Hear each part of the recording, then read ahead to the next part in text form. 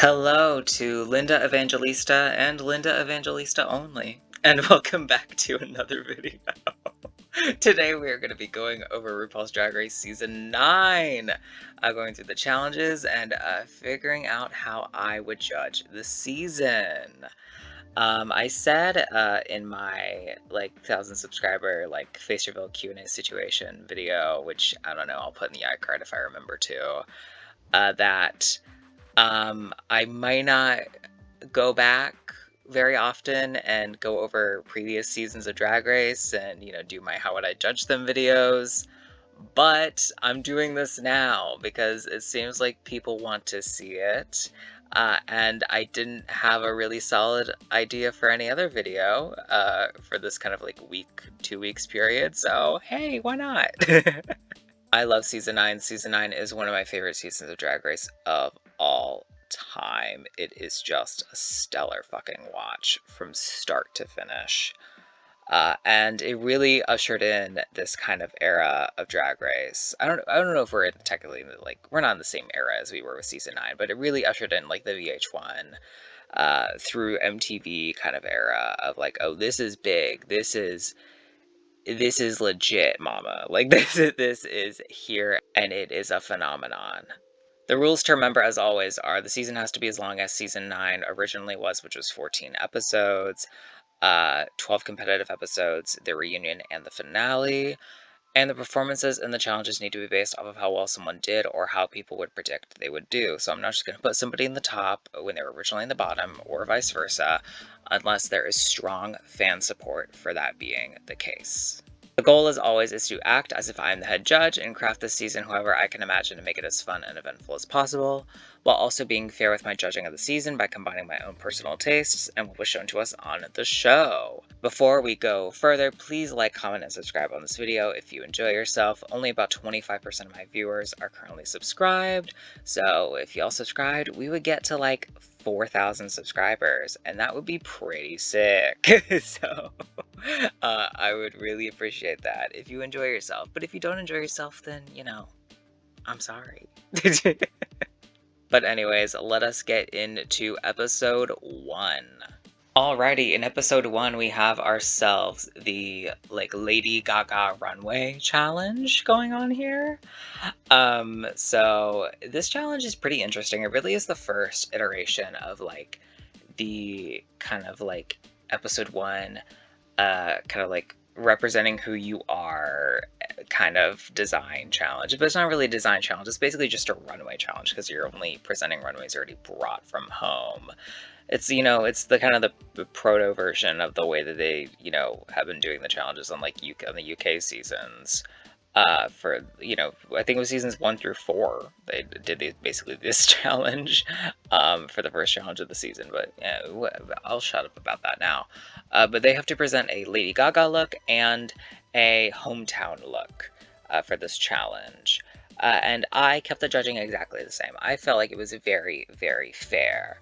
Obviously, this was a non-elimination episode. This was just meant to be a celebration of Drag Race and Lady Gaga. I feel like it makes perfect sense to, give, Nina the win here and have Eureka and Sasha as high. I did consider doing what I have done in previous seasons, judging episodes, stuff, and doing about half the contestants as in the top, be placing in the top 2 or high or whatever, and then the rest placing safe. But there was no lip sync song this episode, so I felt like it'd be weird to have half the contestants place in the top, but then just have one person win. That felt odd to me. Because, if there was, a lip-sync song for whatever reason that was, slated to be with this episode, then I would have done a situation like that, where it would have given more people a high placement. But since there wasn't, I decided to just keep it the same, top 3 kind of way that they did it here. And yeah, Nina killed this episode. There's no denying that. The peach look is just so iconic. It really is kind of a moment in Drag Race. It's oh, she is a peach. Her head is a fucking peach, and she looks stunning. And her second outfit, the pink, veil, lacy, kind of face bodysuit is so pretty as well. And really, it's a pretty dang good challenge all the way around. I don't know why I censored myself there. Oh, because we're early in the video. That's why. Yeah. I, I'm doing it subconsciously without even thinking about it. But yeah, it's a really amazing challenge, and it's such a just a good celebration of drag and Lady Gaga. And we're getting Lady Gaga in Fortnite. Hey, I love Fortnite. Should I do Fortnite? No, I'm not. I'm not gonna bring that into this world. I'm gonna quit while I'm ahead, and I'm gonna move on to the next episode.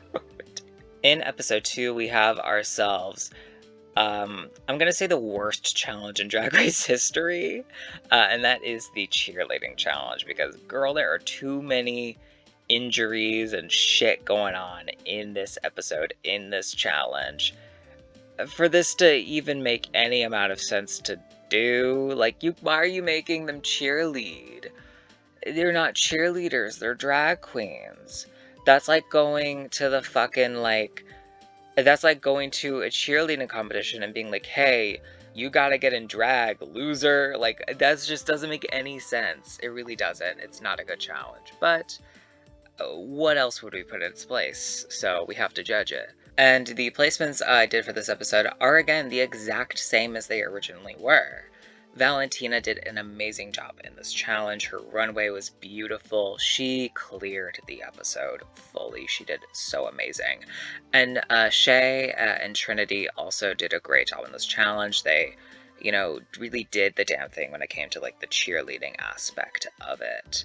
And really just kind of served up what the challenge was asking for. And the bottom placements are also exactly the same. Charlie Hides is going to place low here, and Kamora Black and James Mansfield are going to be in the bottom 2.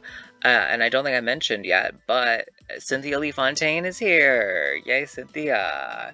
I'm so happy she came back. Even though she didn't do a good job on this season, I'm very happy that she's back in this season, because she is just a personality so hard. And you know that she's going to provide entertaining TV the entire time she's there, regardless of, like, the competition. She is so wonderful. The trend of the placements not really shifting a whole lot in this season is not going to really change. There are going to be more shifts, obviously, going on in the future, because we haven't had any yet. But this season is overall, I feel like, judged very fairly, which is so intriguing, because there is some shit that goes on in this season. There really fucking is. But yeah, Valentina's gonna win. Kamora and James are the bottom 2. They're gonna be lip syncing to Love Shack by the B-52s in front of the B-52s, which simultaneously sounds like a dream and a nightmare, because God, do I love the song Love Shack. It is so fucking wonderful. I'm gonna do my best. Oh, what's his name? Oh, shoot. What's his name? Fred Schneider. That's his name, from the B-52s. I'm gonna try to do his voice. I'm gonna try to do an impression right now. Well, I'm doing a video about RuPaul.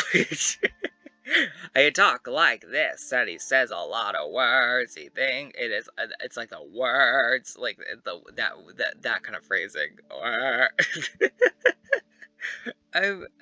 don't know why I feel unhinged today. I'm sorry. But Kimura does better in lip sync than James, and it's a shame, because James has really shown past this season to be a complete icon, with the YouTube channel and the wigs and all the stuff that she's done, but she is going to be eliminated here because she does worse than Kimura. So sadly, we're going to say bye to James, and we're going to move on to episode 3. Alrighty, here in episode 3, we have ourselves the design challenge, where they have to, create the, like, princess looks and their little sidekicks. Really, only one change was made in this episode for me, and that is Valentina was originally high for this episode, but I moved her down to safe and moved Sasha Velour up to the high placement. I thought Sasha's character, like the Uglina, the like troll character, and her like princess character were funnier overall than Valentina's. But I don't think Valentina did bad at all. Valentina was probably 4th for me, as far as I can remember. but I do think Sasha did better than Valentina, so I decided to move her up to the high placement. But nobody was beating Trinity in this challenge. She did amazing. Stanky the Starfish, oh my god, fucking everything. Can I be Stanky the Starfish? I don't know. Should I try and edit myself onto Stanky the Starfish? Maybe, we'll see.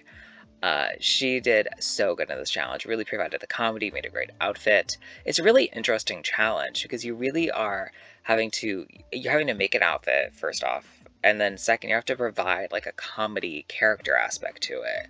They've really only done this kind of challenge like twice, I feel like. This version and the one they just did on season 16 with the dolls, where they had to make outfits for the dolls and provide like a backstory for the doll. I guess technically the season 10 like Evil Twins challenge is kind of similar to it in a way as well, but we don't talk about that challenge. That challenge is bad. Peppermint also did an amazing job with this challenge. She is going to stay in her high placement. And the bottom contestants are all exactly the same. Pheromone is going to place low, and Aja and Kimora Black are going to be the bottom two. But I gotta say, Aja's Disasterina is Princess Disaster. Is one of the designs for this challenge that I think about constantly. It sits in my head, Princess Disaster. It's so fucking funny to me. I love it. And then everybody else who's safe originally, I guess plus Valentina is safe. But yeah, that is really the only shakeup that goes on this episode. So Aja and Kimora Black are going to be the bottom two, and they're going to be lip syncing to Holding Out for a Hero by Bonnie Tyler, which amazing song for a lip sync. Oh my god, I love Bonnie Tyler. It's such a good fucking song to do. And they really serve it so hard. But Aja is a fucking dancing diva. She is going to give you everything. She is going to do the dips, the splits, the tricks. She is going to give it to you when she's performing, and she absolutely did that here. And she just, frankly, did a better job than Kimora Black. So Aja is going to stay, and Kimora is going to be eliminated here. And we are going to be moving on to episode 4. Episode 4, we had ourselves the Good Morning Bitches Challenge. And this challenge, they had to, present like a morning show in different segments and stuff in teams. 2 teams of 6.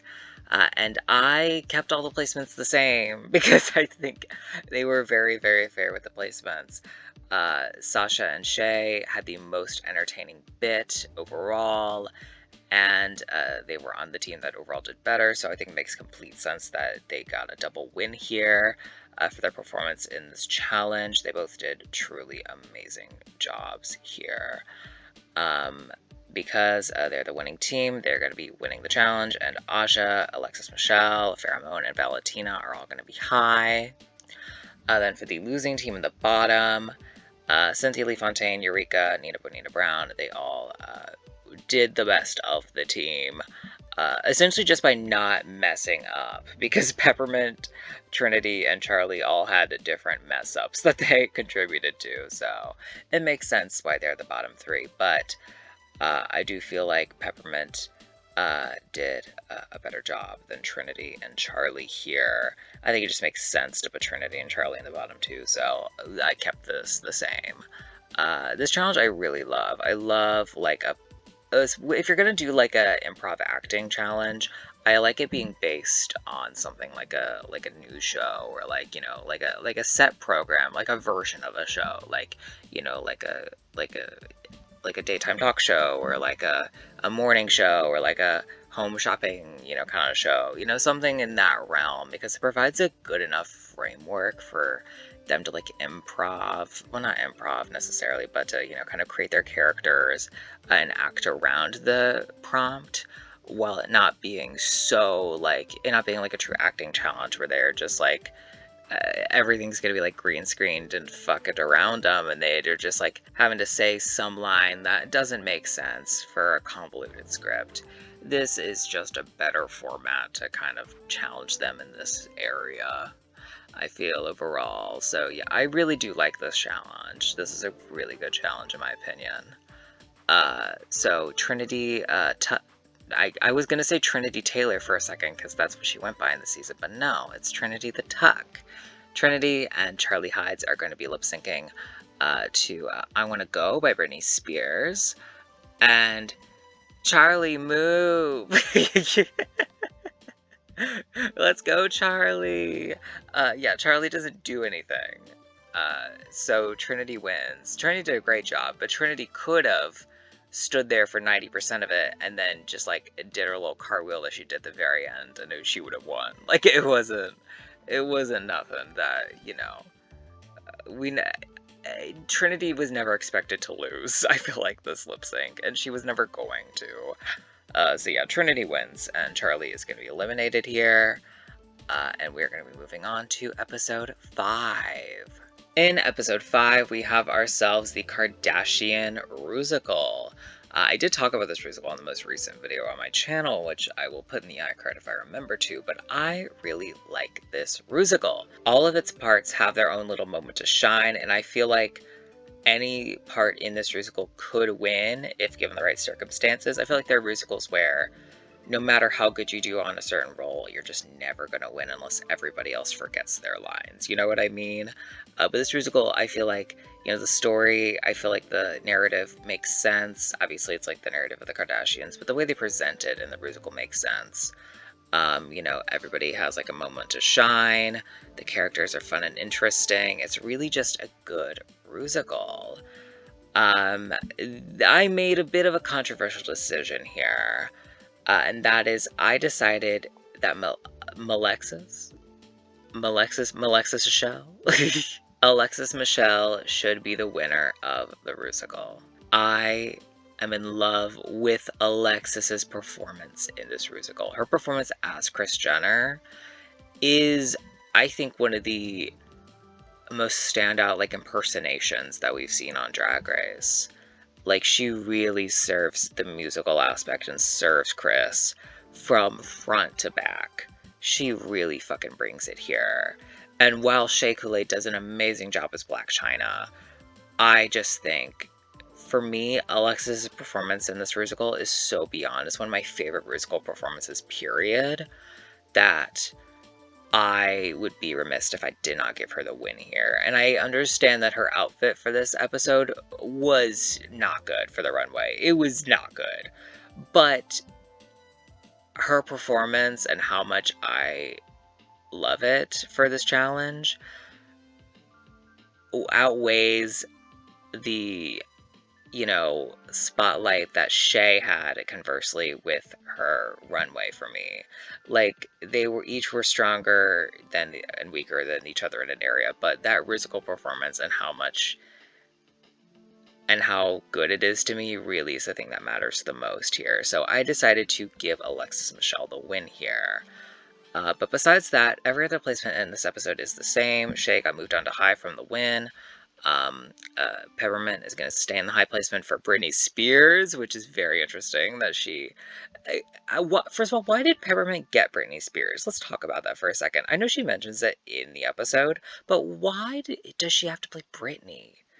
Like, what caused that? I don't understand. I want to deep dive into that. Can I have like a 4-part miniseries on this, on why...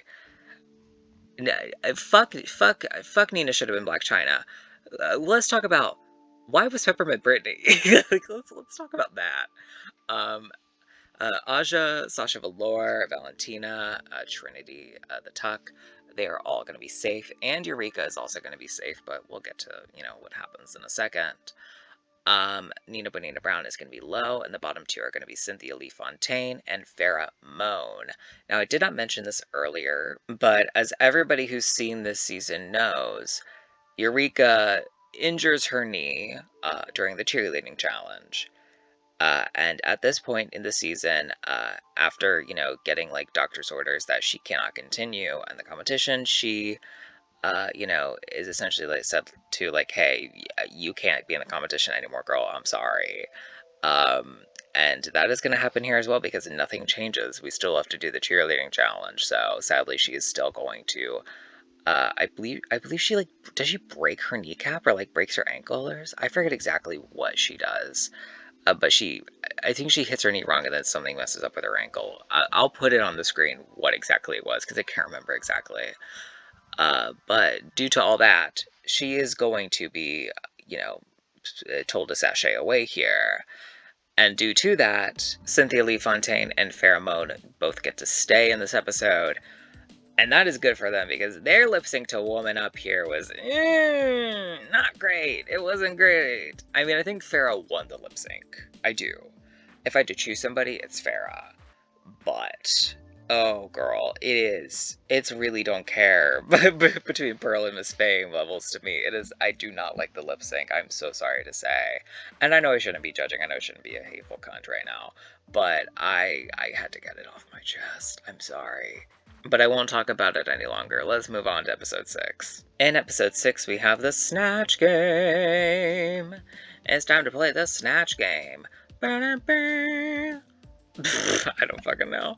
Yeah, it's the Snatch Game. And all the placements are the same. I feel like this was judged very fairly, the Snatch Game. Alexis Michelle playing Liza Minnelli. You know, it's Liza with a Z, not Liza with an S. I don't know why I try to do impressions. I'm not good at them. They just make me feel good. My jazz hands. I don't know. But Alexis Michelle does a great job here. She really does a stellar job in this challenge. The Liza impersonation just feels so Liza. It is amazing. And Nina Bonita Brown as Jasmine Masters, and Sasha Velour's Marlena Dietrich really serve it as well. They have interesting characters. Marlena Dietrich is such an interesting Snatch Game character, but Sasha delivers it. She plays it straight in a way, and it's perfect. Playing it as Marlena Dietrich just got fucking summoned in the middle of the Snatch Game, and her just going through it is exactly, I feel like, the way you need to play that. It's so stupid. It's so funny. And then all the safe contestants, Aja, Shea Coulee, Valentina, Trinity the Tuck, all also do a great job in this musical. I mean, Aja's Alyssa Edwards is, the line, did I lose the Q&A portion? It just sits in my head. It is so ridiculous. And Valentina calling Rue Steve Harvey. I mean, are you kidding me?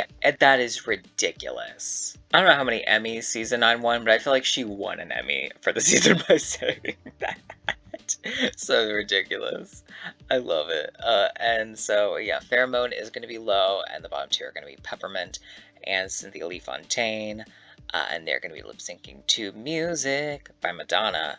And this moment in the season is really the turning point where Peppermint fucking shows up and shows out. I mean, obviously she'd done good in challenges previously during the season. She's been in the top for 2 of them, I believe, at this point.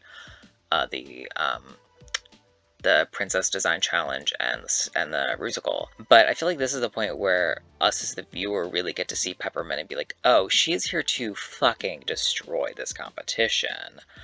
She murders Cynthia in the lip sync. It's a closed casket funeral. She kills it. I fucking love it. And that's not to rag on Cynthia, because I love Cynthia, but there's no denying how amazing Peppermint did in this lip sync. And I'm very happy we got to see Cynthia on this season again. She is just such a fucking light, such a great person. After all the stuff that happened, after season 8 and her cancer diagnosis that happened shortly after, her getting the opportunity to come back for season 9 and be able to compete with a reset mind and body is so wonderful that they did that for her, and I'm so happy that she got the opportunity to do it. In episode 7, we have ourselves the 9021 Ho acting challenge, and this is probably one of my favorite acting challenges of all time. I really like the setup of it. The way that the rules are, I don't know if anybody can win this challenge, but it's pretty fair overall. And everybody has their kind of moment going on. And also 90210, while I haven't really watched 90210, it is iconic, and I think it's a funny thing to parody here. And I feel like they just do a really good job with it. Is it a bit convoluted? Yes. But have we seen acting challenges with triple the amount of convoluted writing present in them? Absolutely, we have. So I overall like this challenge. And I kept all the placements the same. I know that's boring, I agree. But it's very fairly judged in my opinion. Trinity the Tuck does an amazing job here. With her role as like the mom character. She really just fucking camps it up and plays the whole situation so much and so amazing. And Valentina and Shea Coulee also do an amazing job in this challenge. They completely deserve their high placements. Alexis Michelle, Pheromone, and Peppermint, they're all safe here.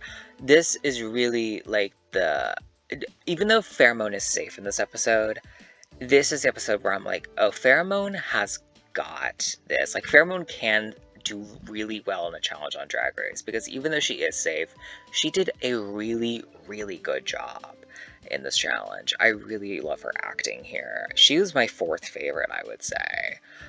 I can't stress, like, I don't know how, I want to keep saying it, but there's no really other way for me to phrase it. I really enjoyed her performance in this challenge. This is also, I remember this in the Untucked this episode. Pheromone says something along the lines of like, I'm so happy I'm safe. I had so much fun with this challenge. And I'm just like, I'm so happy she had fun with this challenge and did a damn good job with it. The bottom three are Sasha Velour, Nina Bonina Brown, and Aja. It is really sad that Sasha is low for this challenge, because Sasha is this close. I'm holding my fingers really close together right now.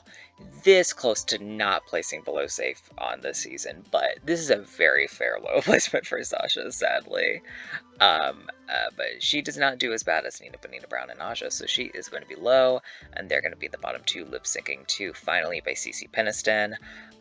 Sadly, Nina and Aja, I just don't think fully commit to the characters, and I feel like that was kind of both of their biggest downfalls for this challenge, is like not really like playing into the camp and the silliness of the challenge and the prompt that, you know, they were all given with the scenario in this challenge. But yeah, they're going to be the bottom two, lip syncing to Finally, and Nina kills this fucking lip sync. I mean, Aja also does a great job. But I do think Nina does a little bit better than her. It is a really good lip sync song. I completely understand why they brought it back and used it for season 15 for the lip sync, like Lollapalooza that they did, because Finally is just a great song to lip sync to. Yeah, Nina just does better here, and sadly Aja is going to leave. But Aja will be back for All Stars 3. And speaking of All Stars 3, if I'm gonna do another one of these videos in the near future regarding the, you know, seasons from the past and not the ones that are currently airing, I think I might do All Stars 3, because that is a season where I've kind of theorized some of what I feel like I would do with the judging and stuff, and oh boy would it be different. I'm just gonna say that. It would be very different, so I feel like it'd be an interesting one to do. So if you want to see All Stars 3, let me know, because that would be very fun for me. And I might do it, who knows? But yeah, I'm just gonna leave here. We're gonna move on to episode 8 with the final 8. In episode 8, we have the roast challenge. The roast of Michelle Visage, specifically. And the placements are all the same. I know, I'm sorry. But that's exactly what it should be. These are the correct placements for this episode. Peppermint murders the challenge. So does Shea and Sasha. They both also murder it, but Peppermint really shows up and shows out in this challenge. She does amazing. I mean, even though I do think Peppermint should have won, for some reason, the, like, roast that sticks out in my mind in this challenge is Sasha's about Michelle Visage saying, I think it's like, Michelle Visage is so Jersey. When she thinks of classical music, she thinks of Lisa Lisa, or however that one is phrased. I don't know why that sticks in my brain so hard, but I think it's just because it's so accurate in a way to me. Because like Lisa Lisa, okay, I'm not old enough to be alive when Lisa Lisa was relevant, but it just from what I know and from what I've heard from Lisa Lisa, that is like that's like scripture. The way she fucking said. That is the most accurate shit. Valentina and Nina Bonina Brown are obviously the safe placements here. They both have uh, have good jokes that they do with their characters, and some jokes that aren't, or whatever. But they both have solid amounts of good jokes here, which solidly puts them below the top three and above the bottom three. Trinity Tuck is going to be the low, and Alexis Michelle and Pheromone are going to be the bottom two. Trinity has like a joke that fits, but she really tries to lean into this character that just doesn't really make a lot of sense for the challenge. But thankfully, the character that she did allowed her to have some good jokes within it. It was limiting, but it essentially guaranteed that a couple jokes would land in a way. It's kind of like a double-edged sword. So I feel like low, makes the most sense here for her. And Alexis Michelle and Pheromone are the bottom two, obviously. Tamar, did you watch the show? Yeah, they're gonna be lip syncing to "Baby I'm Burnin'" by Dolly Parton. And Alexis Michelle has this like knee slide moment here that really seals like the deal for her. I mean, she does a better job in lip sync overall than Pheromone, but that like knee slide really just kind of like is the nail in the coffin, I feel like, in this situation. She does a pretty dang good job in this lip sync, which means that Pheromone is going to be eliminated here as she was originally, and we are going to move on to episode 9. In episode 9, they split off into 3 teams where they have to create these essentially like television show trailers. Sasha and Shay, the duo of all duos, murders this challenge again. Oh, what was the name of it? Oh my god, that's gonna shit me. What's the name? I don't remember the name. Teats and ASCII. That's what it is. Teats and ASCII. Forgot about that. Oh my god, but it was so good. You got the iconic quotes like "vote, bitch," and like "How can I be strong, woman?" Like, there's a lot going on. It is really amazing. The group of Alexis Michelle, Peppermint, and Trinity the Tuck. Their show was called "Mary, Mother of Gay," which I forgot it was called that. I remembered Sister Mary Coont. I remember that. Trinity the Tuck's character, she did the best in this group for sure. But because this challenge was judged in the groups, technically, I felt like it made the most sense to judge it as like 2 wins, the bottoms, and then the safes. Like, that just makes sense to me.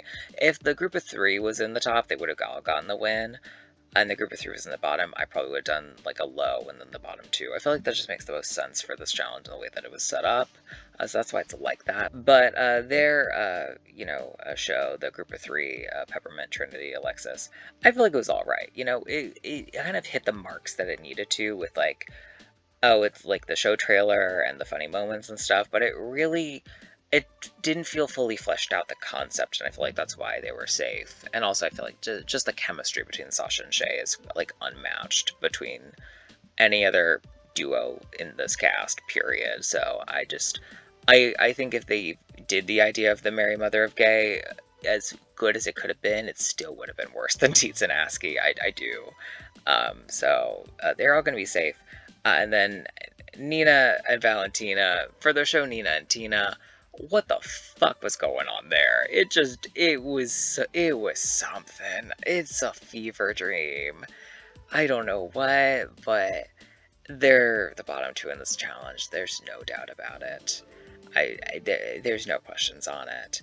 And this runway for this episode, the Club Kid Couture runway, is one of my favorite runways of all time. I love Club Kid fashion. It's so interesting to me. I don't wear it, but I love looking at it, and I love just like scrolling at pictures of it from like the 90s and today, and just like looking at stuff and just being like, oh, that's so pretty, oh, that one's so pretty, oh, that's weird and it's pretty, like just like looking at all of it. It's so glamorous to me in a way.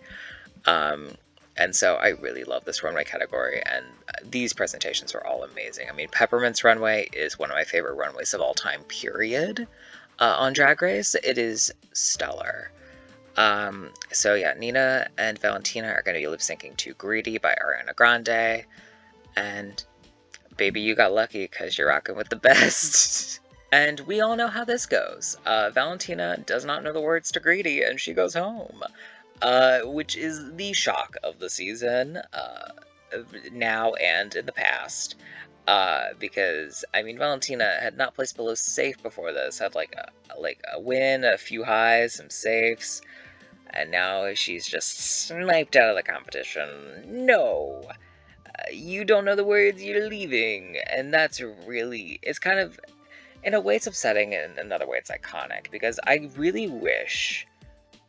I'm happy with the scenario that we got in the real life version, where Valentina does not know the words and she goes home and it's a gag and it's a whole moment that continues and is relevant for like All Stars 4 and all that stuff. But I would love to see how the universe where Valentina knows the words plays out. Like, does Valentina make Final Four in that universe? I don't know. I haven't really thought about it that much, but I'm curious as to what y'all think about it and what that would mean for like Drag Race. Genuinely, I feel like that could be like the butterfly effect of Valentina listening to the song a few more times and getting the words down. I think would be a very unassumingly large Drag Race butterfly effect. But I'm not going to talk about it more. Valentina goes home here, sadly. We're going to move on to episode 10. In episode 10, we had ourselves the Makeover Challenge. Now, originally, Trinity the Tuck won this challenge, but I think Sasha Velour did a better job here. I really feel like her outfits are they're really glamorous and just like pretty and stuff. And don't get me wrong, Trinity the Tuck also did an amazing job in this challenge. I think it's just the scenario of they both fit the brief of the challenge. They got somebody made over and fit them into their aesthetic and made them look beautiful in it. And did a very similar level of great job in that. But I just like Sasha's outfits better. So Sasha wins for me. That's kind of the start and end of it. So Sasha is going to win here for me, and Trinity is going to be high. Alexis, Michelle, and Peppermint are both going to be safe here. Originally, the Drag Race Wiki, and I feel like most sources I see, place Alexis as low for this challenge, which, based off of the judging of the episode, makes sense. But because of the way that I've been recently doing my top 6 episodes, the two middle contestants are both classified as safe. So Alexis Michelle is going to be safe instead of low.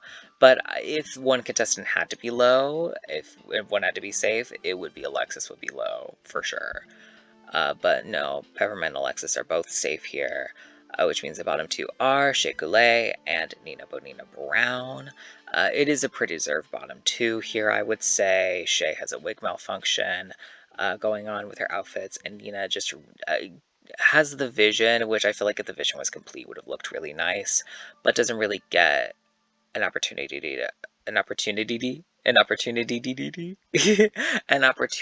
to like complete the vision and present it in the way that she envisioned. So it just makes the most sense that they're the bottom 2. The lip sync song is going to be Cool for the Summer by Demi Lovato. And this lip sync, people rag on Shea for this lip sync. And yeah, it wasn't a stellar lip sync. But Cool for the Summer is a hard fucking song to lip sync to. It is one of those kind of like it is like kind of intense with like the instruments. It overall is a pretty mid-tempo song. It's like trying to lip sync successfully to Boom Clap, like how they did on All Stars 6.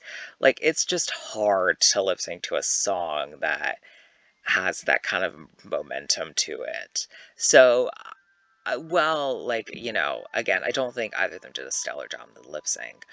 I'm not gonna rag on them for it because, again, I don't know how I would lip sync to Cool for the Summer. That's just not a good, easy song to lip sync to. But Shea does better in the lip sync. Nina kind of gives up a bit during this, so it just makes sense that, Shea would stay. Also, Shea has, 2 wins up to this point to Nina's 1.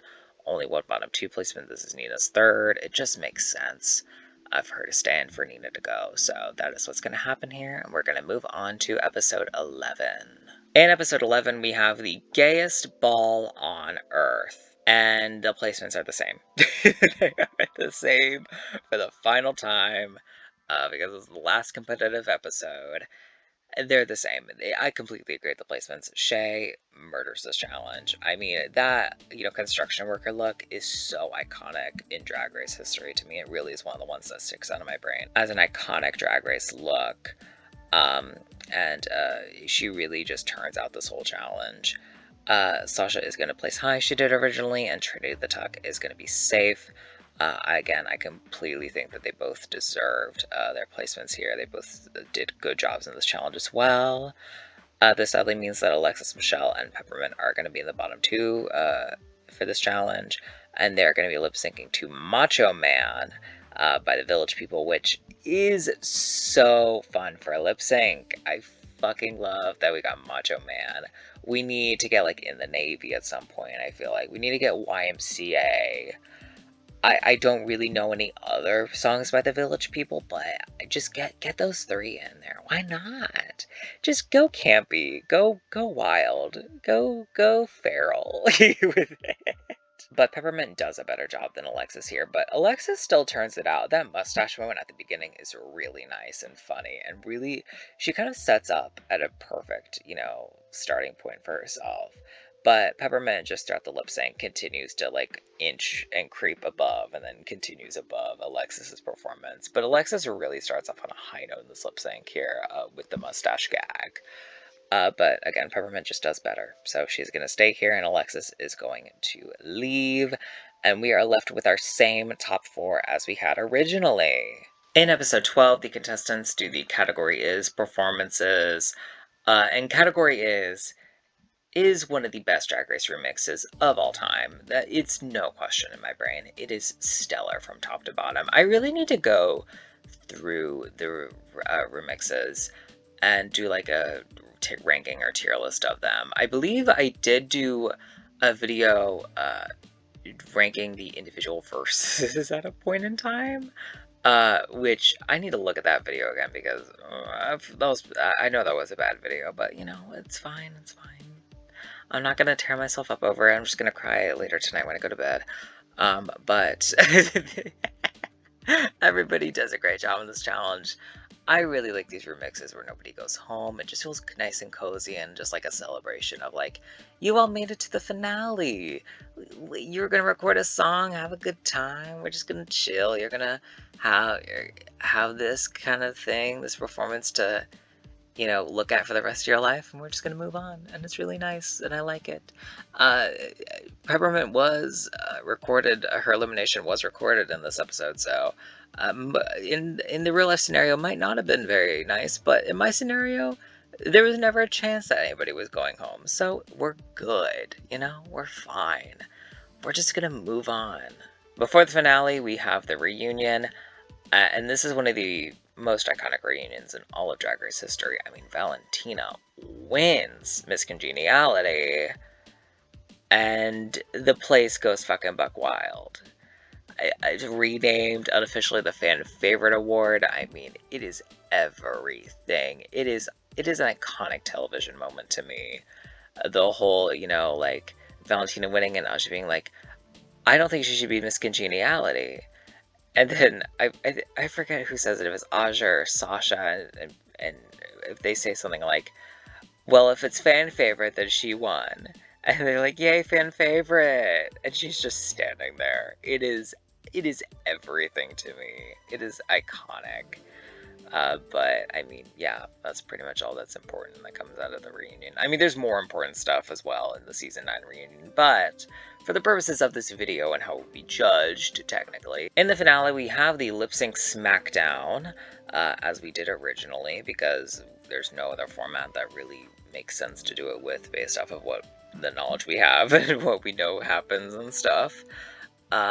Thankfully, in this timeline, we do still get the Sasha Velour rose petals cascading to the ground moment that changed Drag Race history, I would say. Really raised the bar for what like a reveal could be on Drag Race and should be on Drag Race.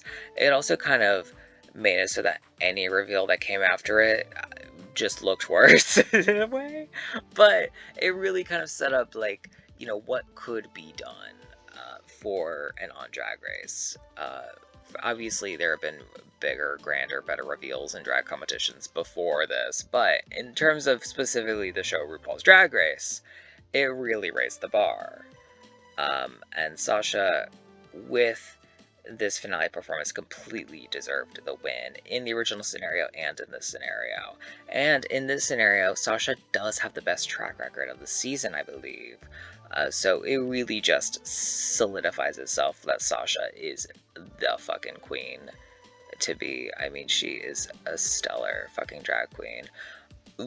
Probably my top 10 favorite drag queens of all time, Sasha Velour. I mean, truly, the artistry is completely unmatched in my head.